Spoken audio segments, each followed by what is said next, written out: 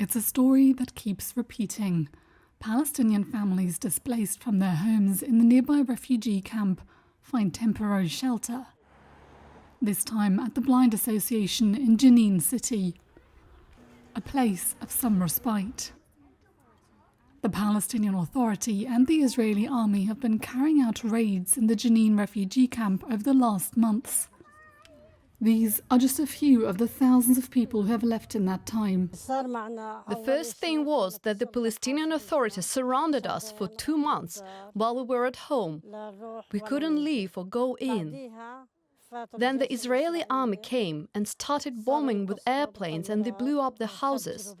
After that, the airplanes started ordering us to leave or evacuate our homes. Families took what they could carry and left. For some, it's been harder than for others. Some 25 families heard the Blind Association building was an option and headed there. They're away from immediate danger, but plagued by uncertainty. We've been here for 15 days and we don't know anything about our homes. We hear that some of the houses were destroyed, others were bulldozed and some were bombed. But up until now, we don't know what's inside the houses. There's reason to fear the worst. The Israeli army recently blew up several buildings inside the camp.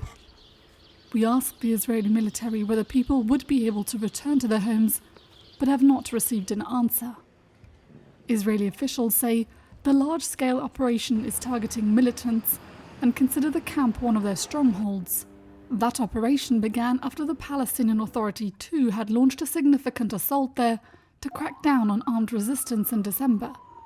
Now the area has essentially turned into a ghost town. The Israeli military is still actively operating in Jenin camp, which is just behind me. We keep hearing shots being fired, but also large explosions coming from the camp. And unlike in other cases, it's completely unclear. You can hear the shots being fired now. It's completely unclear how long the Israeli army is going to stay here.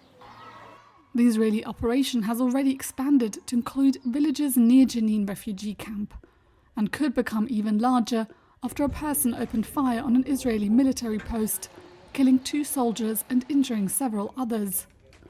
The talk back here among refugees is of collective punishment from the Israelis and a failure by the Palestinian Authority to provide for their basic humanitarian needs. After 2002, the invasions began, but this one is stronger, harsher and more violent. This is a formal displacement operation. In 2002, we stayed in our homes, but this time, during the invasion, everyone was forced to leave. Nobody was left in their homes. For now, it's unclear when or if they will be able to return to their homes, but many simply have nowhere else to go.